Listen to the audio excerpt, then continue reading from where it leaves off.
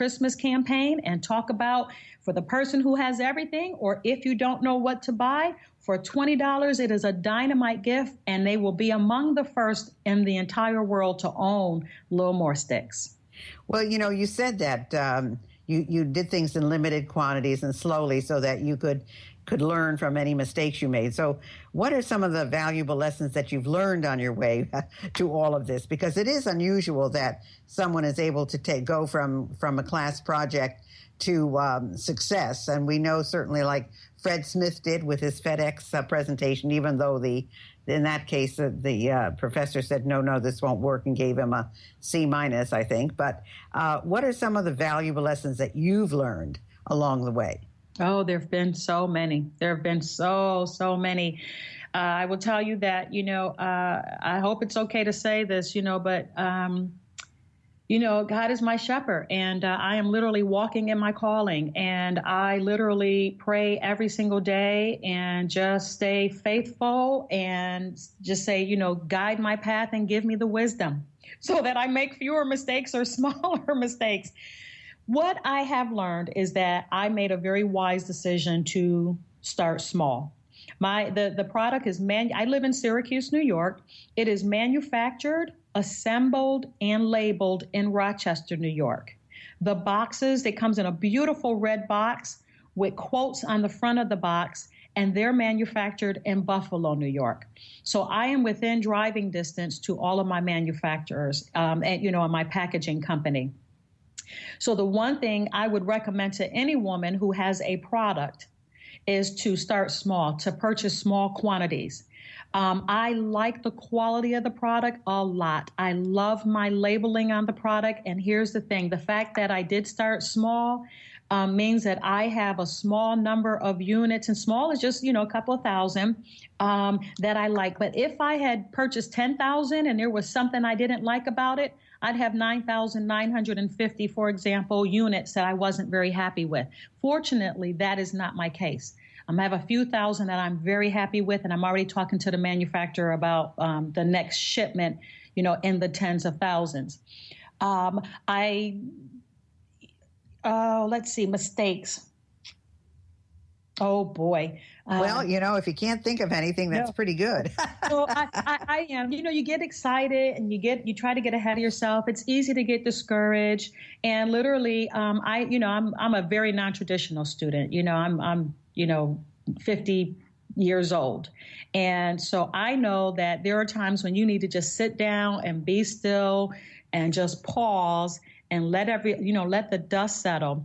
I have created some videos to demonstrate the product on the website, and I've already paid the videographer, and now I don't really like the video so much. I need my video to educate my consumers on something that they have never, ever seen before. And my video doesn't exactly do that. So I literally, over the weekend, was talking to my videographer about changing the words on the video so that at least the words give you more instructions, even if what you see does not. And literally, we're in discussions and negotiations about reshooting the video so that it shows everything, how you twist it, the amount of product that you get at the end, when all the 30% is inside the LIL'MorStix. And the video I have right now does not do that. Isn't it interesting, though, that, first of all, I want you to know nobody likes the video that they make, whether it's a demo video or a product video or a speaking video. Nobody likes their video, so you shouldn't feel alone in that. However, it's also interesting that, and I think it's interesting for our listeners to know, that no matter how well you plan, when you do your video, when you see it, you always want it to say something else. So that's a good hint for anyone who is making a video of something that is theirs to promote online, and that is to make sure that you look at what you think you want and then see whether there's any changes. But let me ask you, where do you want to go ultimately with this? I mean, are you going to stick just with LIL'MorStix, or are there going to be other products, or what's your ultimate goal for your business?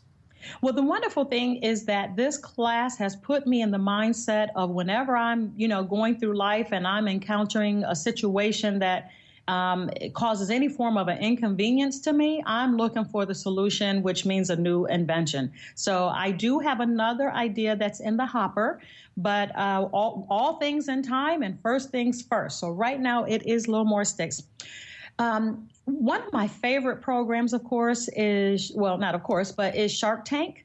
I love watching Shark Tank, and I learned so much from watching that program. Sort of long term, my thought is I would be very interested in selling my patent to a cosmetic company. And that cosmetic company can then market their new products in this new tube by saying, buy our product. You'll get 99% of the product as compared to 70% of the competition's. So that's my idea for, selling the patent and getting maybe a little commission or, a little bit of residuals off of everyone that they sell. But in order to get to that, I have to establish the value of the market, the value of the product, the value of the company, so that my numbers are right. So for the next year or a year and a half or whatever, I plan to get as many LIL'MorStix in as many women's hands as I can so that it can be used for the purpose intended, and that is to salvage that 30% of lipstick in the used tubes. And then down the line, when the cosmetic companies start knocking on my door saying, hey, what is this? Hopefully there would be a bidding war. I mean, I'm dreaming big.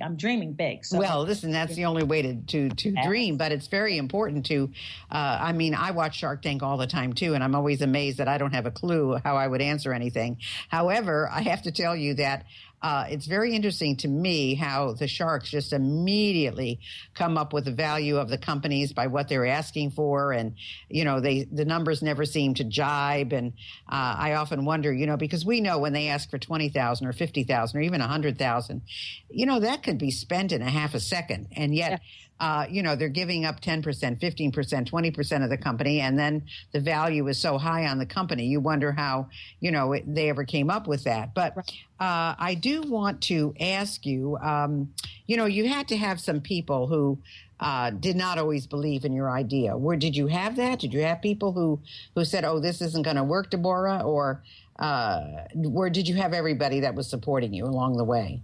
No, there were definitely the naysayers. There were definitely naysayers along the way, especially before I figured out the functionality of it. And it took me quite a while to actually figure out the functionality of it. I was believing in the idea before I even knew how it functioned.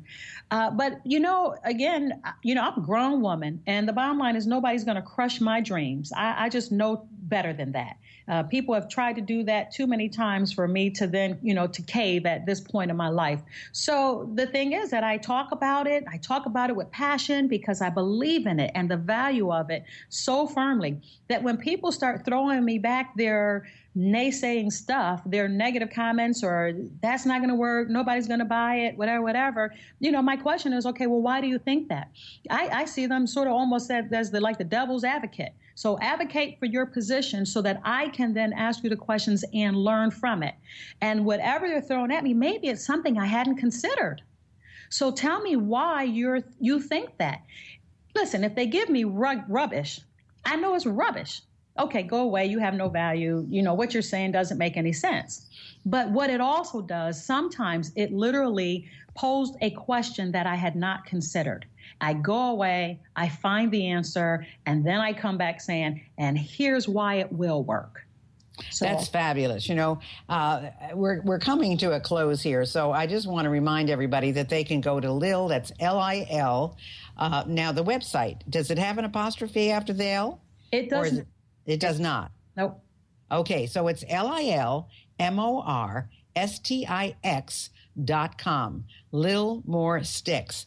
DeBorah, you are an absolute wonderful example of someone who has taken a class in college, which a lot of people today are talking about the value or the non-value of going to college and all the expense that you create from there. But you've taken this and you've really won with it, and we really appreciate it.